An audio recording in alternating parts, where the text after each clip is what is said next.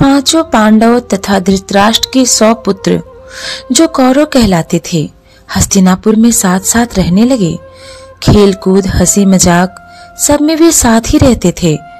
शरीर बल में पांडु का पुत्र भीम सबसे बढ़कर था। खेलों में वह दुर्योधन और उसके भाइयों को खूब तंग किया करता। यद्यपि भीम मन में किसी से वैर नहीं रखता था और बचपन के जोश के कारण ही ऐसा करता था, फिर भी दुर्योधन तथा उसके भाइयों के मन में भीम के प्रति द्वेष भाव बढ़ने लगा। इधर सभी बालक उचित समय आने पर कृपाचार्य से अस्त्र शस्त्र विद्या के साथ साथ अन्य विद्याएं भी सीखने लगे।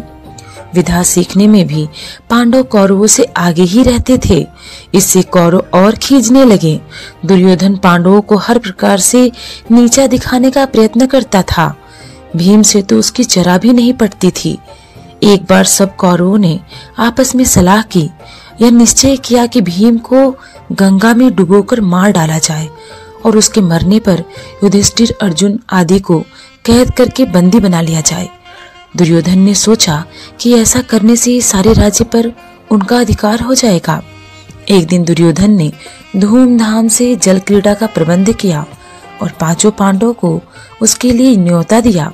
बड़ी देर तक खेलने और तैरने के बाद सबने भोजन किया और अपने अपने डेरों में जाकर सो गए। दुर्योधन ने छल से भीम के भोजन में विष मिला दिया था। सब लोग खूब खेले तैरे, सो थक कर सो गए। भीम को विष के कारण गहरा नशा हो गया। वह डेरे पर भी न पहुंच पाया और नशे में चूर होकर गंगा किनारे रेत पर ही गिर गया। उसी हालत में दुर्योधन ने लताओं से उसके हाथ पांव बांधकर उसे गंगा में बहा दिया।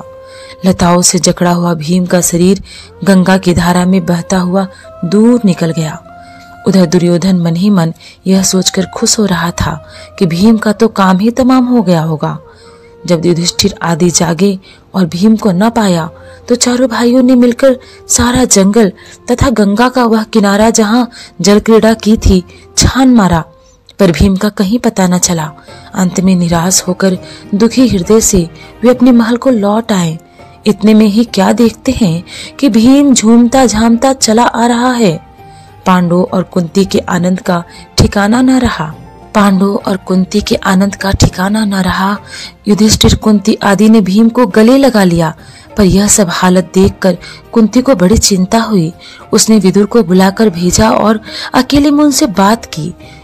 दुष्ट दुर्योधन जरूर कोई न कोई चाल चल रहा है। राज्य के लोभ में वह भीम को मार डालना चाहता है। मुझे इसकी चिंता हो रही है। राजनीति कुशल विदुर कुंती को समझाते हुए बोले, तुम्हारा कहना सही है, परंतु कुशल इसी में है कि इस बात को अपने तक ही सीमित रखो। प्रकट करने से, दुर्योधन की निंदा करने से उसका क्रोध और बढ़ेगा। इस घटना से भीम बहुत उत्तेजित हो गया था। उसे समझाते हुए युधिष्ठिर ने कहा, भाई भीम, अभी समय नहीं आया है, तुम्हें अपने आप को संभालना होगा। इस समय तो हम पांचों भाइयों को यही करना है। किसी प्रकार एक दूसरे की रक्षा करते हुए बचे रहें।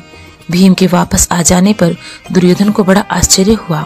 उसका हृदय और जलने लगा।